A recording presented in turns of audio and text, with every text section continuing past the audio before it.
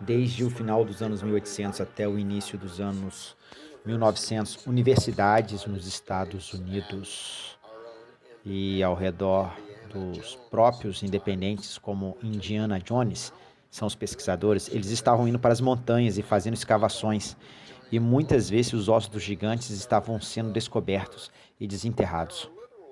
E existem literalmente dezenas e dezenas de artigos de jornais de fontes respeitáveis e dos anos de 1800 até os anos de 1900, discutindo a descoberta de gigantes de 8 pés de altura, 9 pés de altura, um deles que eu li com 12 pés de altura. Era tão predominante essa questão dos construtores de montículos no final do século XIX que em 1881 o Congresso recomendou uma instituição smithsoniana para realizar uma ampla investigação arqueológica das montanhas. Essencialmente concedeu à instituição controle exclusivo sobre todas as escavações de montículos e, posteriormente, os artefatos enterrados dentro deles.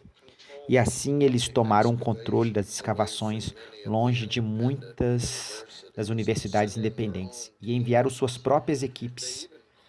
Eles até chamaram de equipes de escavações de montículos, visando especificamente os montes de índios americanos, onde muitos dos ossos dos gigantes estavam sendo descobertos. As equipes de escavações rasgaram através dos montes com grande pressa. Em apenas 9 anos, 2.000 deles foram desenterrados e dezenas de milhares de artefatos foram carregados para repositórios do Smithsonian. Eles destruíram tanto quanto descobriram em sua pressa, para antecipar quaisquer escavações civis e confiscar os artefatos. Eles fizeram essa narrativa para sancionar a história americana da visão deles. Em última análise, de acordo com a doutrina de Powell, e apesar de muitos dos artefatos testemunhando o contrário, os construtores de montículos foram oficialmente declarados como povos indígenas comuns das Américas. Nenhuma explicação adicional foi fornecida por a instituição smithsoniana sobre o que os gigantes de 6 dedos, com cabelos ruivos, vestidos com armaduras de cobre, entre outras esquisitices, às vezes eram descobertos nas montanhas. O caso foi encerrado. A doutrina de Powell prevaleceu, mesmo quando os cofres da Smithsonian estavam repletos de artefatos que desbancaram categoricamente sua visão de mundo. E muitas descobertas no Smithsonian, que incluíam pessoas de altura, de tamanho extraordinário, e ainda são documentáveis até hoje, mesmo a partir dos próprios relatórios do Smithsonian. Por exemplo, o seguinte é uma breve lista de descobertas documentadas, todas registradas no relatório anual do Conselho de Regem, do Instituto Smithsonian, Instituto de 1875. Item 1. Um crânio medindo 36 polegadas, de uma circunferência de um esqueleto completo com rolos duplos de dentes, enterrados ao lado de um machado gigantesco, referido no relatório como um selvagem gigante. Outra parte desse mesmo relatório, machados gigantes e pedras de esfolar, uma pesando mais de 15 libras, que tinha uma alça esculpida e era de tal massa que documentava que apenas um gigante poderia ter empunhado.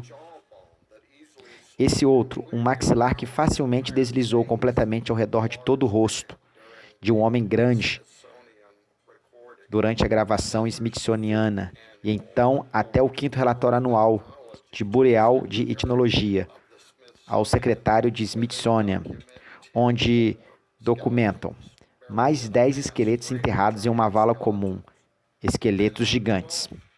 Então, no 12º relatório anual de Bureau of Etymology, a instituição smithsoniana de 1894, onde documenta 2 enormes crânios vários desconcertantes ossos de fêmur e 17 esqueletos gigantes completos que foram registrados. Agora são todos documentos que ainda estão disponíveis. E se alguém disser, bem, você está apenas recitando a teoria da conspiração sobre o encobrimento de ossos gigantes que foram escavados sobre Smithsonian, agora eles estão realmente em seus próprios relatórios. Então sabemos que, embora a doutrina de Powell estava em vigor, havia um esforço intencional para ofuscar a linguagem em torno da recuperação de gigantes, de que de fato isso estava acontecendo no início da história americana e faz parte do registro. Os montículos não foram o único problema para a instituição. Em toda a América, desde a costa até o século XX, os jornais estavam relatando a descoberta de gigantes em outros artefatos fora do lugar. Algumas histórias mais sensacionais estavam saindo do Grande Canyon, uma região que John Wesley Powell havia explorado pessoalmente em várias expedições. Rumores de tesouros escondidos, tesouros e artefatos egípcios e tibetanos e múmias gigantes apareciam em artigos por todo o país. Em 1909, no Phoenix Gazette, publicou um artigo detalhando as incríveis descobertas de expedição de Smithsoniana, liberada pelo professor G. King, que supostamente descobriu grandes quantidades de tesouros egípcios em cavernas e passagens escondidas. No Canyon, de acordo com o artigo, o tesouro desapareceu misteriosamente. E hoje, todos os registros do Kikandi foram expurgados dos arquivos da instituição Smithsoniana. Descobrimos que houve um evento em que Powell realmente ficou zangado e defensivo em relação a uma descoberta que foi feita dentro do Grande Canyon. Ele escreveu isso em uma carta smithsoniana. Ele escreveu a evidência e a imigração desses chamados gigantes antigos de um território para o outro não pode ser mapeada até que possamos estudar como os planos da Terra mudaram desde a migração, e esses estudos devem ser realizados apenas através de evidências puramente geológicas e pateológicas. Não podemos discutir de forma inteligente o potencial de gigantes até que sua casa tenha sido um disco superado, e mais longe até que a geologia do povo seja tão bem conhecida que as diferentes fases de sua geografia podem ser apresentadas. Na verdade, o que muitos dos artefatos sequestrados pela instituição smithsoniana provaram foi que uma raça não indígena de gigantes migrou para as Américas em um passado muito distante. A cultura deles era avançada e adepta do trabalho de cobre e outros metais, além da capacidade dos nativos americanos, e exibindo marcadores genéticos muito mais parecidos com os cananeus da fama bíblica. A pergunta que irritou John Wesley Powell e a instituição, em grande parte, não havia uma raça de gigantes que habitava a América pré-colombiana, mas sim, de onde eles vieram? A resposta a essa pergunta pode residir em uma ilha enigmática no mar Mediterrâneo, onde um encobrimento tipo smithsoniano está em andamento há décadas e ainda está em pleno vigor hoje. A Ilha da Sardenha.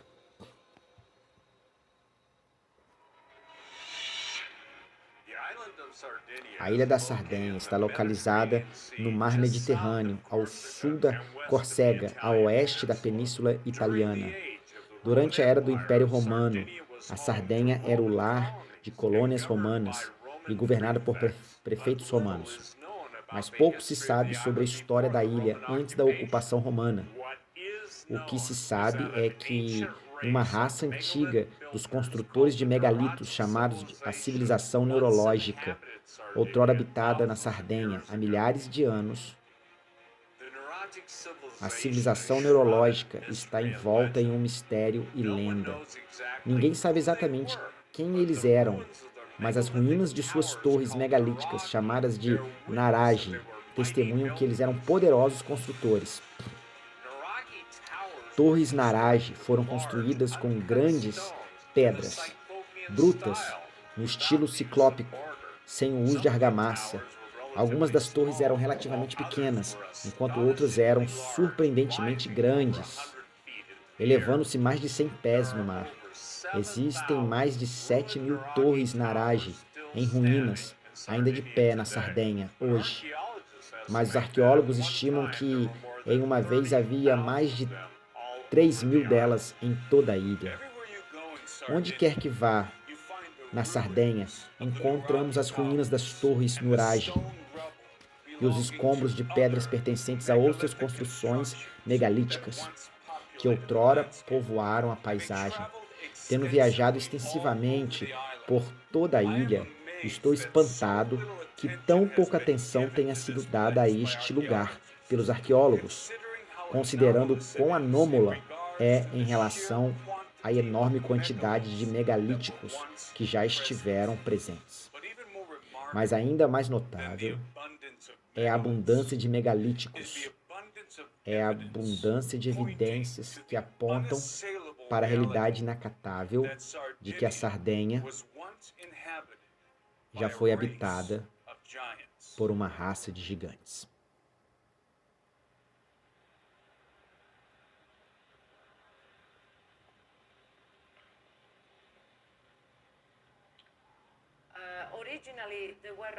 Originalmente havia aparentemente 3.000 Nuragi em toda a ilha.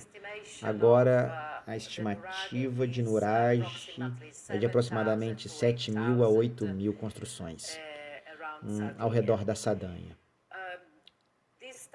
Essas torres eram a expressão da arquitetura megalítica, que também é chamada de ciclópica. As lendas mencionam ciclopes que construíram essas construturas megalíticas ao redor da ilha. Eles podem ter sido muito impressionantes e imponentes naquela época, porque quando os Nuragi foram construídos pela primeira vez, a torre única podia atingir até 28, 30 metros de altura. Era como um arranha-céu da pré-história.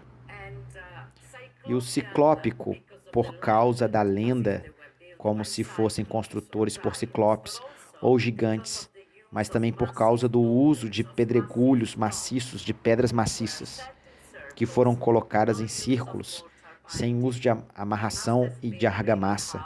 Deve ter sido muito difícil levantá-los para mover essas pedras. E até hoje os engenheiros não sabem mais como construir isso.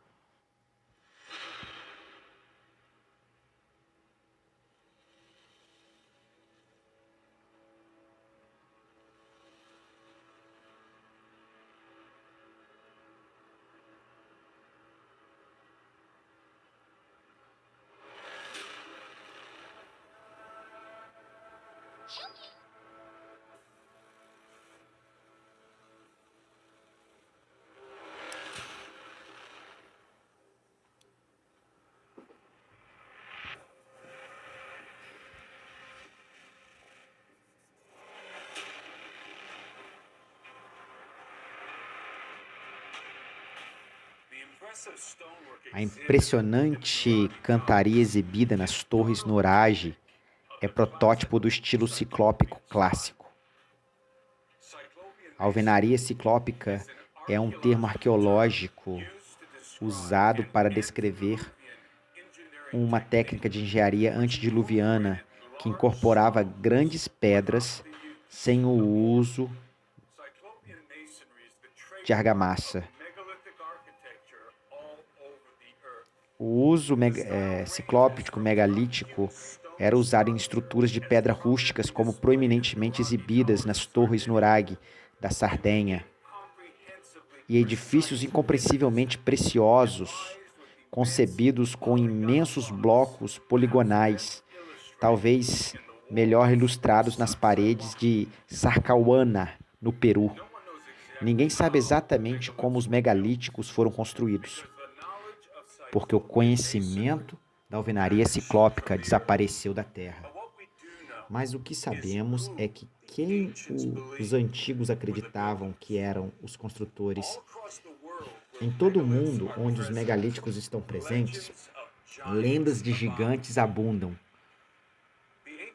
Os gregos antigos, de quem derivamos o termo alvenaria ciclópica, atribuíram a construções megalíticas a um tipo particular de gigantes, o ciclope. De acordo com os gregos, os ciclopes eram os gigantes caolhos, os deuses que eram famosos como artesãos e pedreiros talentos. Os gregos acreditavam que os ciclopes gigantes faziam construções megalíticas encontradas na Grécia e em todo o Mediterrâneo. O historiador grego Posidônios registrou que as paredes de Micenos e Tiranos e Peloponesos foram construídos pelos ciclopes em eras passadas. Clãs de ciclopes eram rumores de que eles eram vermelhos para habitar nas ilhas do Mediterrâneo. Em seu poema épico, a Odisseia, Homero narra uma angustiante viagem de Odisseu, rei de Ítaca, durante suas andanças no mar Mediterrâneo. Ulisses e sua tripulação entraram em uma caverna na ilha do Ciclope, onde encontraram Polifemo, um selvagem gigante, de um olho só. Ele devorou vários dos homens de Ulisses, antes que eles arrancassem seu olho com uma lança e escapassem da ilha. No próximo capítulo da história de Ulisses e seus homens, eles são levados por uma tempestade para um lugar chamado Lastrogônia, que é uma tempestade em uma terra habitada por gigantes canibais. Os gigantes devoram muitos dos tripulantes de Ulisses e destroem todos, exceto um de seus navios. Odisseia é obviamente uma obra de ficção, não é para ser tomada literalmente. Mas como muitas das lendas compostas pelos gregos antigos, pode estar entrelaçado com algo de fato, uma história verdadeira. As escolas de mistérios e fraternidade de construtores ao longo da história utilizam a insígnia do olho de ciclópico em seus muitos motivos para comunicar o conhecimento originário de uma fonte celestial. O único olho orbe aberto e observando invoca os observadores que desceram à Terra na era antediluviana e passaram seu conhecimento aos homens. E a sua descendência híbrida, o Ciclope, é a personificação desses conceitos. Mas era o Ciclope mais do que um símbolo esotérico para os antigos, era uma verdadeira criatura de carne e ossos. Na Sardenha, muitos acreditam que estavam citando a pequena ilha de Santa Antíoco, na província mais meridional, conhecida como a Ilha dos Ciclopes. Ilha de Santa Antíoco, Ilha dos Ciclopes.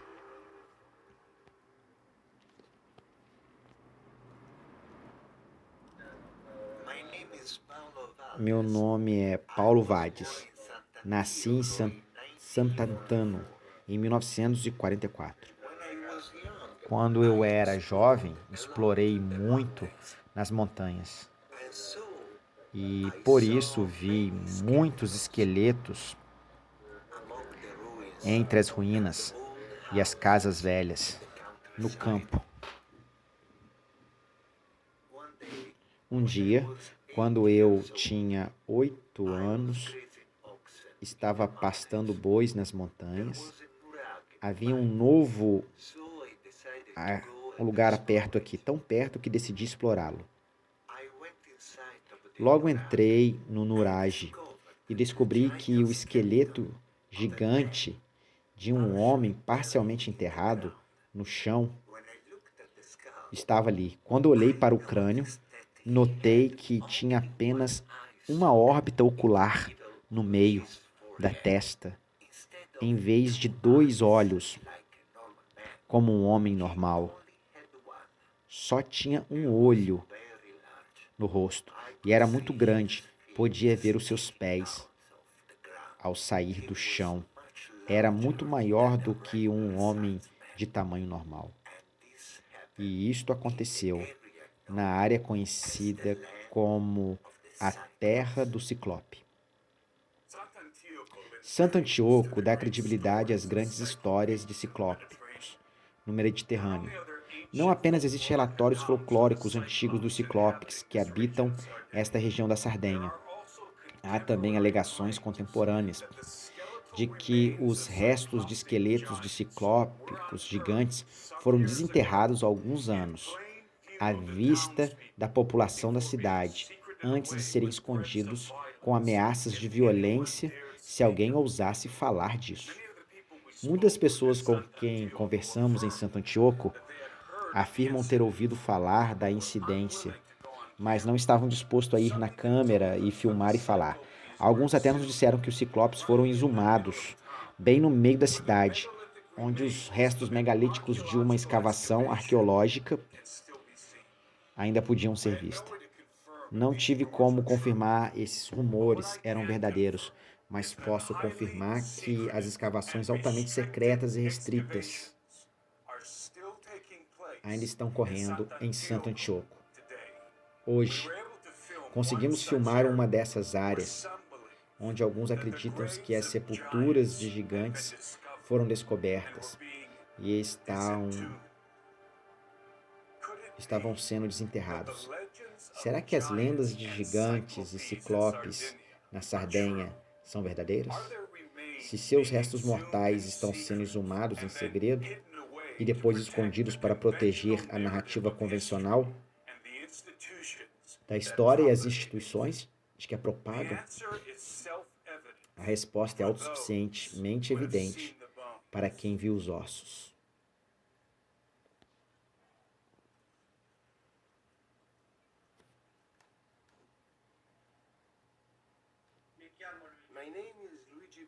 Meu nome é Luigi Muscas, tenho 53 anos e moro em Nápoles, aberta. Estou imerso na história antiga dos gigantes da Sardenha, desde que eu era um garotinho. Foi transmitido para mim pelos meus parentes.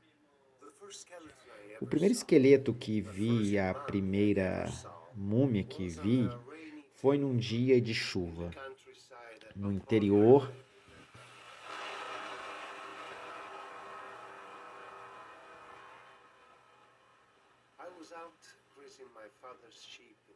Estava a juntar as ovelhas de meu pai nos campos abertos, nas ruínas antigas, quando de repente começou a chover. Fui apanhado numa violenta tempestade e trovoada.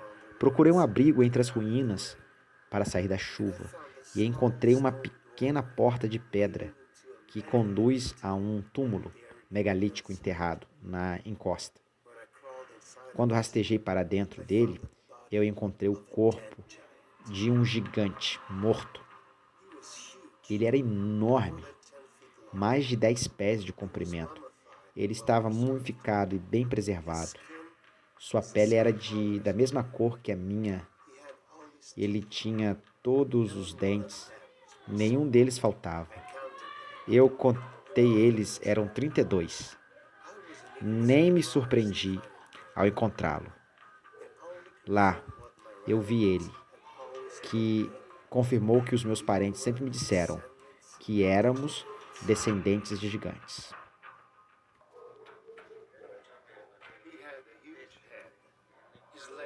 As pernas dele eram tão grossas e ainda havia pelo cobrindo todo o corpo. E até que os tendões ainda estavam lá. Os tendões conectados com os nervos, os dedos. Contei o meu amigo e voltamos juntos para brincar com o gigante. Costumávamos brincar com os dedos e fazê-lo se movimentar puxando os tendões do braço dele. Nos divertimos fingindo que ele era vivo. Brincamos com os gigantes por algumas semanas, até que eles levaram ele embora.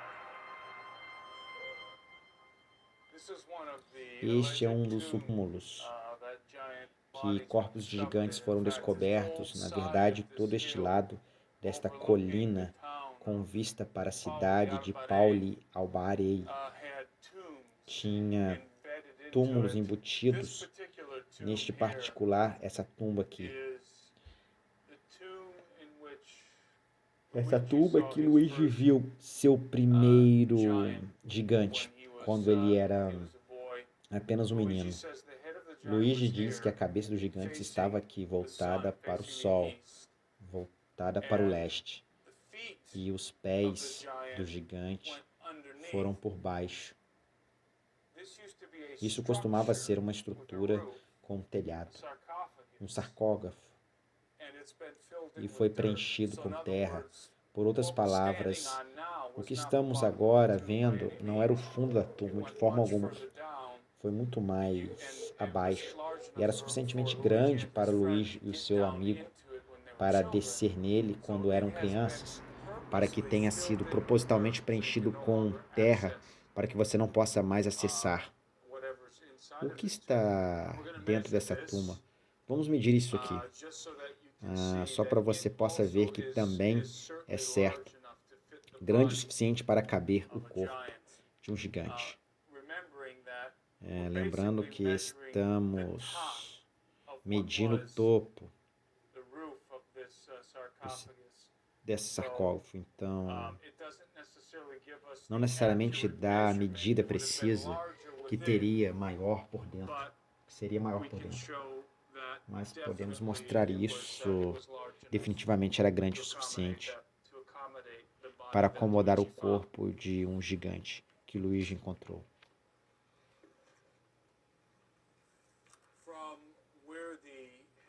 De onde a cabeça do gigante teria sido posicionada até a face da rocha, não é a parte inferior do sarcófago, mas o topo do sarcófago. Luigi nos diz que os pés deste gigante em particular se estendiam por baixo desta pedra, que era o telhado. Temos uma medida bem mais de 11 pés. Pode ver claramente, isto é tudo que resta destas ruínas. Eu passei aqui e vi pessoas escavando com máquinas e começando a plantar essas plantas, querendo destruir esse lugar.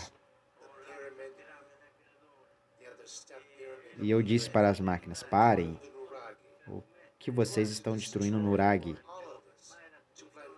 Para plantar árvores e dar trabalho aos jovens? Esse é um argumento, uma desculpa para encobrir essa história. Então, naquele dia, eu estava comendo e me senti compelido a sair de casa e correr para cá. E eu não sabia por que estava vindo, mas aconteceu assim comigo. Quando eu senti que tinha que ir, por isso dirigi até aqui com o meu carro. Eu estava correndo muito, como um louco, para chegar aqui. Quando cheguei aqui, parei as escavadeiras, que estavam destruindo tudo. Eu disse: parem. E eles pararam. Estavam sob ordens específicas das autoridades para livrar-se de tudo, porque estas são as últimas ruínas desta cidade perdida, desta história. E eles queriam eliminá-la, para que nada ficasse. Eu já vi muitas vezes a tentativa de diferentes governos, diferentes organizações, para encobrir certos artefatos ou certos sítios megalíticos, simplesmente obscurecendo a vista. Na maioria dos casos, eles plantam árvores à volta ou em frente dos objetos que eles não querem que as pessoas vejam. Neste caso, Luigi pode testemunhar pessoalmente o fato de estas árvores à volta desta área, onde estão esses túmulos dos gigantes, foram propositadamente plantadas em fileiras com o objetivo expresso de esconder o que estava aqui, da vista das aldeias abaixo. Basicamente é uma maneira de dizer que não há nada para ver aqui. Não preste atenção a isto e certamente nenhum turista vem a este local em particular. Ninguém nunca está aqui, na verdade. Há cercas por aqui que estão quebradas para manter as pessoas fora. E também costumavam ser tumbas equivalente ao que já filmamos. Há pelo menos 2 ou 3 aqui nesta fileira. Há dezenas de túmulos bem nesta área, ao longo desta colina. Bem em frente a esses túmulos, árvores plantadas em fileiras, sem nenhum outro propósito ostensivo, exceto para bloquear a vista destes túmulos. Passei um tempo considerável naquela encosta, a aldeia de Paliativos, a inspecionar o que restava dos edifícios megalíticos que ali existiam, antes de serem despedaçados intencionalmente por maquinário pesado. Pode-se ver claramente que os destroços da demolição foi simplesmente espalhada pelos campos. É evidente que em tempos remotos foram construídas dezenas de túmulos a leste e oeste, entre 2 estruturas piramidais e uma torre Nurag. O que acho muito intrigante é que as pirâmides parecem ter sido cobertas de quartzo, numa camada de quartzo cristalizada. Ainda está rebocada no exterior de muitos dos blocos megalíticos. A presença de tais monumentos régios indica que os mortos sepultados entre eles devem ter sido homens de renome. Medimos também várias partes das ruínas e configuramos uma orientação norte-sul em frente aos túmulos. Tinha tudo mais de 11 pés de comprimento e certamente espaçoso o suficiente para acomodar os cadáveres de 10 gigantes, com 10 pés de gigantes com pés de altura. E a descrição de Luigi dos cadáveres mumificados de uma vez que eles ocuparam. É muito provável que nos dizem que os corpos que foram colocados nessas túmulas, em particular, os corpos gigantes, os corpos mumificados, ainda estão aqui.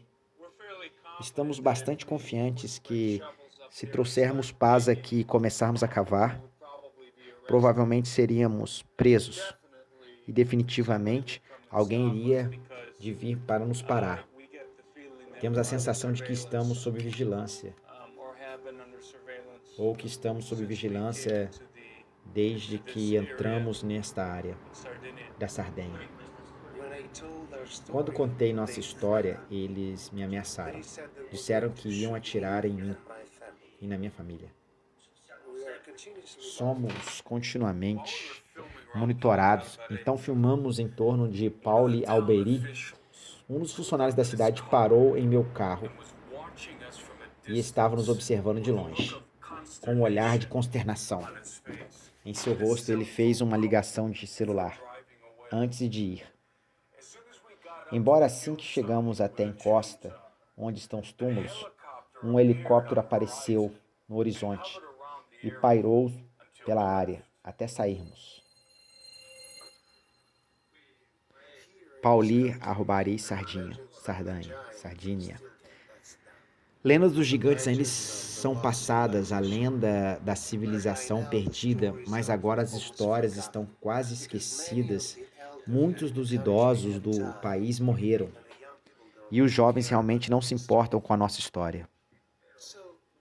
Tantos dos velhos que sabiam dos gigantes estão mortos. Apenas alguns lembram as histórias, como minha mãe, meu tio, Alfredo. Meu nome é Alfredo. Eu tenho 76 anos, moro aqui em Paulibert. Eu tinha 17 ou 18 anos quando comecei a dirigir tratores. E enquanto lavrávamos os campos, achávamos esses ossos. E eu e meu irmão mais velho, e diríamos: por que esses ossos são tão grandes que não são de vacas? E então olhávamos para eles e nos perguntávamos a quem esses ossos poderiam pertencer.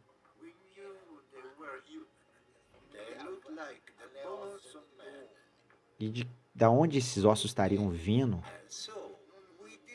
Eu não entendia sobre esses ossos para levar algum deles para casa conosco.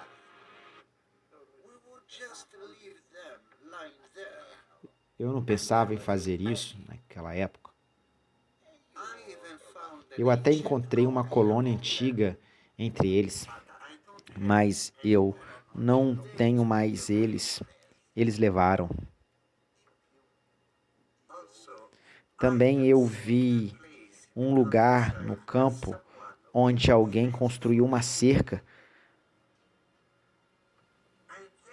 e havia pilhas e pilhas de ossos reunidos lá. Você sabe como eles amarraram feixes de trigo? Eles os colocaram em pilhas. Assim eram muitos e muitos. Meu nome é Filomena Cadal. Nasci em Poliobardere, a 28 de outubro de 1939. Costumávamos fazer perguntas ao meu pai quando lavávamos a terra. Por que encontramos pedaços de fêmurs ou dentes do tamanho de um dedo? Então nós faríamos o que com isso? Eles pertencem a animais? E ele dizia: não, aqueles eram homens grandes que viviam no passado. Meu pai sempre dizia que o campo de Pauli Arlab estava cheio desses esqueletos. Havia uma tumba em Coquiaras que tinha mais ou menos 11 metros e meio de comprimento. Medimos várias vezes com Luigi e havia um esqueleto dentro dele. Medimos a tíbia e o fêmur. O esqueleto tinha 1,5 metros de comprimento. E esse era documentado.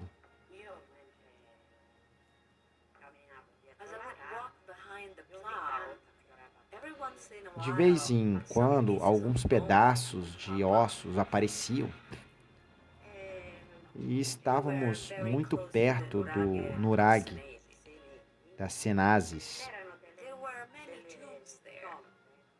E nós começávamos a olhar a direção e a medir o tamanho. Eles eram enormes, compridos. E o meu pai sempre me explicava que há algum tempo nesta terra era habitada pelos gigantes. Quando mostrei a múmia ao meu avô, ele contou-me tudo sobre a história, sobre como eles construíram nurag, como eles construíram os túmulos, as esculturas, tudo, porque ele herdou as histórias de seus ancestrais. Esta grande civilização era, digamos, difundida por toda a terra, porque nós encontramos as mesmas coisas com os sumérios, os egípcios, os gregos, a civilização maia, inca, os astecas. E em todas as civilizações do mundo existem fortes ligações com a civilização dos gigantes da Sardenha, porque eles dominaram o mundo inteiro. E todos os megalíticos em China, Japão, na Ásia e em toda a Terra vêm da mesma civilização. Afinal, essa civilização se rebelou contra Deus, que criou tudo, e foram punidos e destruídos. Essa destruição aconteceu em um dia, em uma noite, com o superaquecimento da atmosfera, terremotos e com a água que veio do mar e enterrou tudo na Sardenha. Sardenha foi uma inundação universal. Não foi só na Sardenha. Então tudo foi enterrado no subsolo, porque o nurag foi enterrado no solo. Porque a água veio e os enterrou. Pegou todo mundo de surpresa. Então tudo. Eles ainda estão enterrados dentro do mural. A história oficial não diz a verdade. Mas quem quiser cavar ainda pode desenterrar essa história dentro dos nurag, as pirâmides e os templos, as sementes para replantar essa grande civilização ainda estão lá. Por isso estamos em Balumini, no sítio arqueológico de Sunuraj, que é um sítio da Unesco.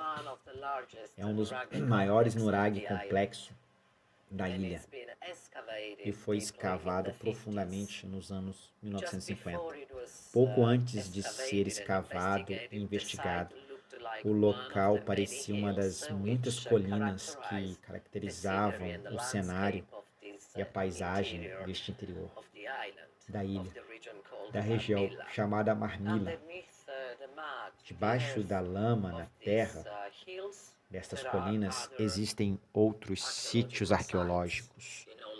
Com toda a probabilidade, Nurag, estes edifícios da ilha, muitos dos maiores edifícios megalíticos da Terra ainda estão enterrados sob uma camada de sedimentos que foi distribuído pela superfície do planeta durante o dilúvio.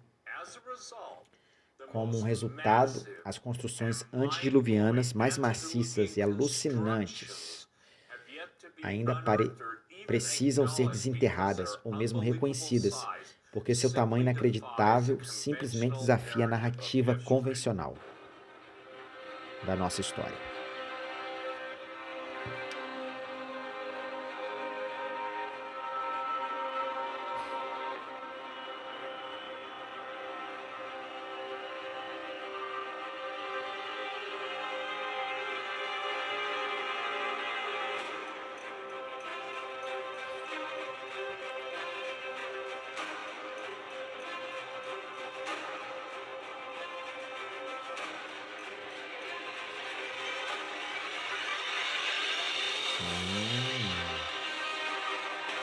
Olha.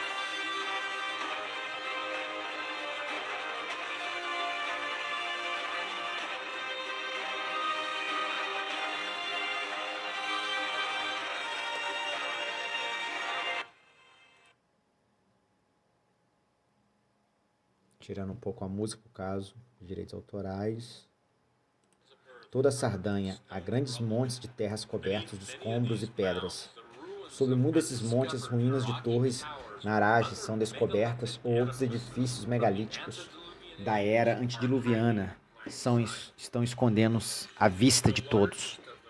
As maiorias das torres narage da Sardanha já foram consideradas nada mais do que formações naturais de paisagem antes de serem desenterradas. No meio da região conhecida na lenda da Sardenha como a Cidade Perdida, que se dizia ser a capital de outrora de um grande império marítimo, governado por 10 reis gigantes, uma colina cônica isolada ergue-se no mar as ruínas de uma fortaleza medieval. Coroa o cume mais pálida em comparação com o enorme edifício de pedra, rivalizando com a grande pirâmide de Gizé, provavelmente escondida debaixo dela. Os céticos referem-se a ela como uma colina cônica, mas os anciões das aldeias locais a chamam de pirâmide antiga. Poderia ser Sardanha ter sido o epicentro de um outrora poderoso império antediluviano? Sem dúvida, teria exigido os recursos de um grande povo para construir as dezenas de milhares de torres megalíticas que já estiveram presentes